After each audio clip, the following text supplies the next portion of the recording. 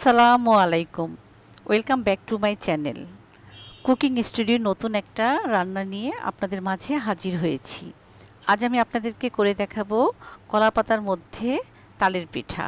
এটা খেতে অসম্ভব মজার আর তৈরি করা অনেকটা সহজ। তালের পিঠা বানাতে আমি নিয়েছি 1 বাটি পরিমাণ নারিকেল কোরানো। এখানে একটা আস্ত নারিকেল আমি কুড়িয়ে নিয়েছি। নারিকেলটা বেশি দিলে পিঠাটা খেতে অনেক মজা লাগবে। আর নিয়েছি চালের গুঁড়ো হাফ কেজি পরিমাণ, যেটুক প্রয়োজন হয় সেটুক নিয়ে নেব।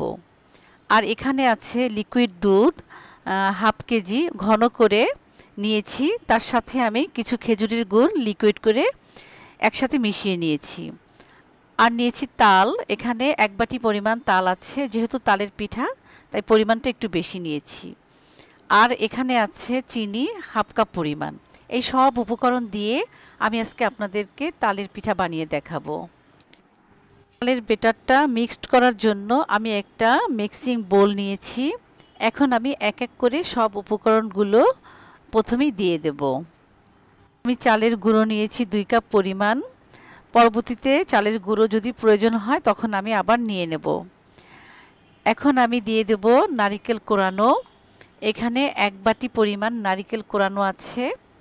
এটা একেবারে স্বাদের উপরে ডিপেন্ড করবে। আপনারা যদি নারিকেলটা বেশি দিতে চান বেশি দিতে পারেন, আর যদি আপনারা কম পছন্দ করেন তাহলে কম দিবেন। তবে আমি সম্পূর্ণ নারিকেলটাই দিয়ে দেব, যেহেতু তালের পিঠা নারিকেলের পরিমাণটা বেশি হলে তালের পিঠাটা খেতে অনেক বেশি ভালো লাগবে। এখন দিয়ে দিচ্ছি তাল। আমি সবটুকু তালই দিয়ে দেব। এখানে 1 বাটি পরিমাণ তাল আছে।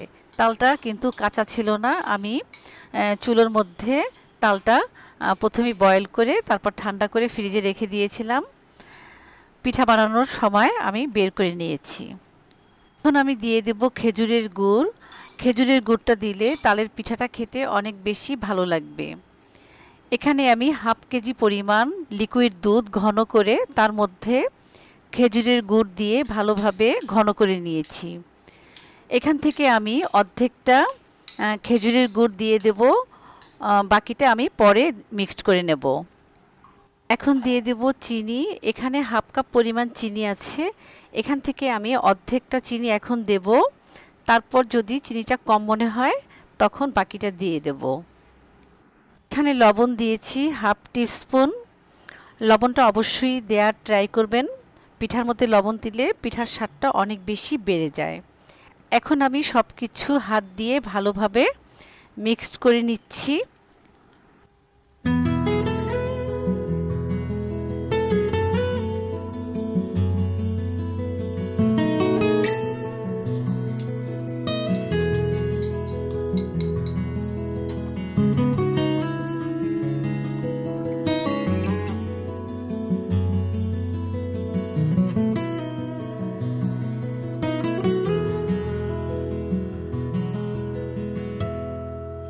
আমি বাকি অর্ধেক খেজুরের গুড় দিয়ে দিয়েছি আর দিয়েছি চালের গুঁড়ো। আমি এখানে হাফ কাপের থেকেও একটু কম চালের গুঁড়ো দিয়েছি। আমার কাছে নারিকেলের তুলনায় চালের গুঁড়োটা একটু কম মনে হয়েছে, তাই আমি সামান্য একটু চালের গুঁড়ো আবার দিয়ে দিয়েছি। চালের ব্যাটারটা মিক্সড করা হয়ে গেছে। এখন আমি একটা প্লেট দিয়ে ঢেকে রাখবো প্রায় 1 ঘন্টার জন্য। যেহেতু শুকনো গুঁড়ো দিয়ে তালের পিঠাটা বানাচ্ছি তাই ব্যাটারটা একটু রেস্টে রাখলে পিঠাটা অনেক বেশি ভালো হবে। কলা পাতা ভালোভাবে ধুয়ে নিয়েছি। তারপর সবগুলো পাতা আমি ভালোভাবে মুছে নিয়েছি। এই পাতাগুলোর মধ্যেই আমি আজকে তালের পিঠাগুলো বানাবো। কলা পাতার মধ্যে তালের পিঠা আর ফ্লেভারটা যে কত বেশি ভালো লাগে, এটা যদি আপনারা না বানান তাহলে বুঝতে পারবেন না। এখন আমি আপনাদেরকে দেখাবো কলা পাতার মধ্যে কিভাবে তালের পিঠা বানাতে হয়। আমি 2-1টা আপনাদেরকে বানিয়ে দেখালেই আপনারা বুঝতে পারবেন যে কতটা ইজি তালের পিঠা বানানো কলা পাতার মধ্যে। আমি একটা চামচ দিয়ে এখানে ব্যাটারটা দিয়ে নিয়েছি।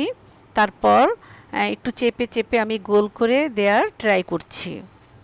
পিঠাটা যে অনেকটা গোল হতে হবে এমন কোনো কথা নাই, মোটামুটি একটু ছড়িয়ে দিলেই হবে। আমি অনেক বেশি নারিকেল দিয়েছি তাই পিঠাটা সেভাবে গোল হবে না, একটু ছড়িয়ে দিলেই হবে। এখন আমি হাত দিয়ে একটু চেপে চেপে দেব।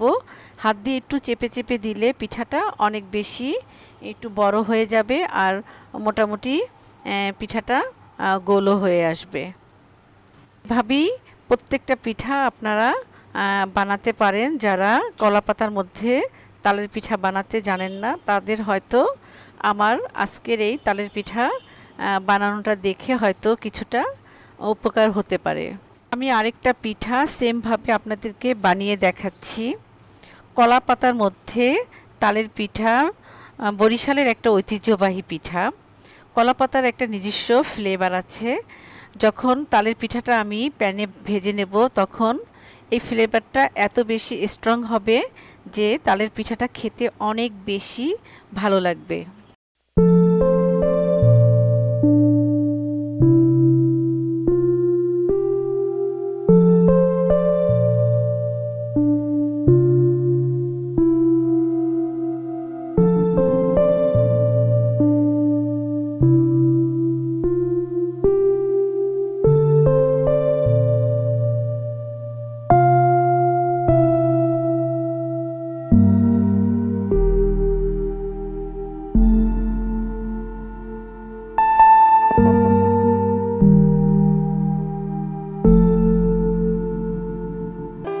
এখন আর বলার কিছু নেই, আপনারা দেখেই বুঝে নিতে পারবেন যে কলাপাতার মধ্যে তালের পিঠাটা কিভাবে বানাতে হয়। আমি চুলোর উপরে একটা মোটা তাওয়া বসিয়ে দিয়েছি এবং চুলোটা আমি হাই করে রেখেছিলাম। এখন চুলোর হিট আমি মিডিয়াম টু লো করে রেখে পিঠাটা দিয়ে দিয়েছি। এখন আমি একটা ঢাকনা দিয়ে প্রায় 4-5 মিনিটের জন্য পিঠাটা ঢেকে রাখবো। আর চুলোর হিটটা কিন্তু একেবারেই লো থাকবে, যদি প্রয়োজন হয় একটু বাড়িয়ে নিতে হবে। প্রায় 4 মিনিট পর আমি পিঠাটা একটু দেখার জন্য ঢাকনাটা খুলে দিয়েছি। দেখুন কত সুন্দর হয়েছে পিঠাটা। এখন আমি একটু পিঠাটা উল্টে দেব। আমি পিঠাটা একটু উল্টে দিয়ে তারপর একটু চামচের সাহায্যে একটু চেপে চেপে দিচ্ছি যেন তাওয়ার সাথে পিঠাটা ভালোভাবে লেগে যায়। এখন আমি আপনাদেরকে একটু দেখিয়ে দিচ্ছি যে পিঠাটা কত সুন্দরভাবে হয়েছে। এখন আমি আবার একটু ঢেকে রাখবো প্রায় 2 মিনিটের জন্য। এই 2 মিনিটেই আমার পিঠাটা হয়ে গেছে। এখন ঢাকনা খুলে আমি পিঠাটা আরেকটু উল্টে দিয়ে একটু চেপে তারপর পিঠাটা নামিয়ে ফেলবো। দেখুন কত সুন্দর হয়েছে আমার তালের পিঠা। ঠিক এভাবেই আপনারা বাসায় ট্রাই করতে পারেন, তাহলে আপনাদের পিঠাও ঠিক এভাবেই হবে যদি আমার রেসিপিটা আপনারা ফলো করেন। আপনাদের কাছে যদি আমার কলা পাতার মধ্যে তালের পিঠা ভালো লাগে, আমার রেসিপিতে একটা লাইক দিবেন, কমেন্টস করবেন। যারা এখনও আমার চ্যানেলটি সাবস্ক্রাইব করেননি প্লিজ আমার চ্যানেলটি সাবস্ক্রাইব করে দিবেন, পাশে থাকা বেল আইকনটি প্রেস করে দিবেন, তাহলে আমার দেওয়া নতুন নতুন রেসিপিগুলো আপনাদের কাছে অনায়াসে চলে যাবে। সবাই ভালো থাকবেন, সুস্থ থাকবেন। আবার দেখা হবে নতুন কোনো রেসিপি নিয়ে। সে পর্যন্ত আপনাদের কাছ থেকে বিদায় নিয়ে নিচ্ছি। আল্লাহ হাফেজ।